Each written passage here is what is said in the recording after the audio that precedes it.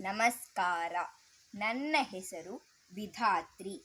ನಾನು ನಿಮಗೆ ಕೊಲ್ಲುವವನಿಗಿಂತ ಕಾಯುವವನು ಶ್ರೇಷ್ಠ ಎಂಬ ಒಂದು ಕಥೆಯನ್ನು ನಿಮಗೆ ಹೇಳುತ್ತೇನೆ. ಕ್ರಿಸ್ತಪೂರ್ವದಲ್ಲಿ ಭಾರತದ ಕಪಿಲವಸ್ತುವಿನಲ್ಲಿ ಶುದ್ಧೋಧನ ಎಂಬ ಅರಸನು ರಾಜ್ಯವನ್ನು ಆಳುತ್ತಿದ್ದನು. ಅವನಿಗೆ ಪಟ್ಟದ ರಾಣಿಯಲ್ಲಿ ಸಿದ್ಧಾರ್ಥ ಎಂಬ ಮಗನು ಜನಿಸಿದನು.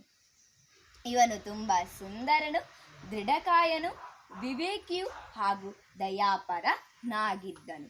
ಇವನಿಗೆ ಒಬ್ಬ ತಮ್ಮನೂ ಇದ್ದನು. ಇವನು ಅಣ್ಣನ ಗುಣಗಳಿಗೆ ವಿರುದ್ಧವಾಗೇ ಇದ್ದನು. ಇವನಿಗೆ ಬೇಟೆಯಾಡುವುದರಲ್ಲಿ ತುಂಬ ಆಸಕ್ತಿವಿತ್ತು.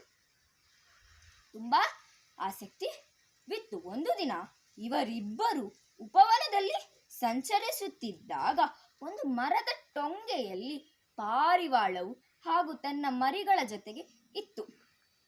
ಪಾರಿವಾಳವು ತಮ್ಮನ ಪಾರಿವಾಳನ್ನು ನೋಡಿದಾಗ ಅದನ್ನು ಹೊಡೆದುರುಳಿಸಲು ಬಾಣ ಪ್ರಯೋಗ ಮಾಡಿದಾಗ ಅಣ್ಣನು ಅವನನ್ನು ತಡೆದ. ಹೇಳಿದ, ಪ್ರಾಣಿ ಹಿಂಸೆ ಸಲ್ಲದು. ಮೂಕ ಪ್ರಾಣಿ ಪಕ್ಷಿಯ ಮೇಲೆ ನಾವು ದಯ ತೋರಬೇಕು ಎಂದು ಹೇಳಿದನು. ತಮ್ಮನು ಅಣ್ಣನ ಮಾತನ್ನು ಧಿಕ್ಕೇರಿಸಿ ಆ ಪಕ್ಷಿಯನ್ನು ಹೊಡೆದುರುಳಿಸಿದನು. ಗಾಯಗೊಂಡ ಪಕ್ಷಿಯು ಸಿದ್ಧಾರ್ಥನ ಕಾಲಬುಡೆಗೆ ಬಂದು ಬೀಳುಬಿತ್ತಿತು. ಅದನ್ನು ಎತ್ತಿಕೊಂಡು ಸಿದ್ಧಾರ್ಥನು ನೀರುಣಿಸಿ ಚಿಕಿತ್ಸೆ ಮಾಡುತ್ತಿದ್ದನು. ಆ ವೇಳೆಯೇ ತಮ್ಮನು ಅಲ್ಲಿಗೆ ಬಂದನು. ಈ ಹಕ್ಕಿಯನ್ನು ಹೊಡೆದು ಉರುಳಿಸಿದವನು ನಾನು. ಈ ಹಕ್ಕಿಯ ಮೇಲೆ ಹಕ್ಕು ನನ್ನದು. ಇದನ್ನು ನನಗೆ ಕೊಟ್ಟು ಬಿಡು ಎಂದು ಹಠ ಮಾಡಿದನು. ದಯಾಪಾರನಾದ ಸಿದ್ಧಾರ್ಥನು ಅದನ್ನು ಕೊಡಲು ಒಪ್ಪಲಿಲ್ಲ.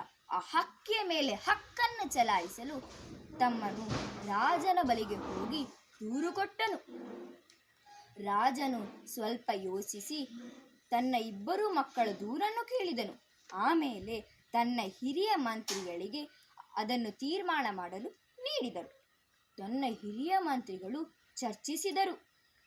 ಆಮೇಲೆ ಒಂದು ನಿರ್ಣಯಕ್ಕೆ ಬಂದರು. ಆ ನಿರ್ಣಯದಂತೆಯೇ ಸಿದ್ಧಾರ್ಥ ಹಾಗೂ ಅವನ ತಮ್ಮನು ಹಕ್ಕಿಯನ್ನು ಅಲ್ಲಿ ಕರೆತರಲಾಯಿತು. ಹಕ್ಕಿಯನ್ನು ಒಂದು ಕಡೆ ಕೂರಿಸಲಾಯಿತು. ಸಿದ್ಧಾರ್ಥ ಹಾಗೂ ಅವನ ತಮ್ಮನು ಅಲ್ಲಿ ನಿಂತುಕೊಳ್ಳಲಿಕ್ಕೆ ಹೇಳಿದರು. ಮಂತ್ರಿ ಶ್ರೇಷ್ಠ ರಾಜಕುಮಾರರಿಗೆ ಹೇಳಿದರು, ಆ ಹಕ್ಕಿಯನ್ನು ನಿಮ್ಮ ಬಳಿಗೆ ಕರೆಯಿರಿ. ಯಾರ ಬಳಿಗೆ ಆ ಹಕ್ಕಿ ಬರುತ್ತದೆಯೋ ಆ ಹಕ್ಕಿಯ ಮೇಲೆ ಅವರದ್ದು ಎಂದು ಹೇಳಿದರು. ಅದನ್ನು ಕೇಳಿದ ತಮ್ಮನು ಆ ಹಕ್ಕಿಯನ್ನು ಕರೆದರು. ಆಗ ಆ ಹಕ್ಕಿ ಬರಲೇ ಇಲ್ಲ. ತನ್ನ ರೆಕ್ಕೆ ಬಡಿದು ಅಲ್ಲೇ ಕುಳಿತುಕೊಂಡಿತು. ಸಿದ್ಧಾರ್ಥನು ತನ್ನ ಮೃದು ಮಾತಿನಲ್ಲಿ ಅಲ್ಲಿ ಕರೆದನು. ಕೂಡಲೇ ಆ ಹಕ್ಕಿ ಅವನ ಬಳಿಗೆ ಬಂದು ತನ್ನ ಹೆಗಲ ಮೇಲೆ ಹೋಗಿ ಕುಳಿತುಕೊಂಡಿತು.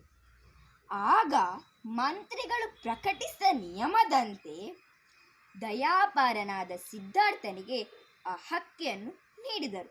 ನೀತಿ, ಕೊಲ್ಲುವವನಿಗಿಂತ ಕಾಯುವವನು ಶ್ರೇಷ್ಠ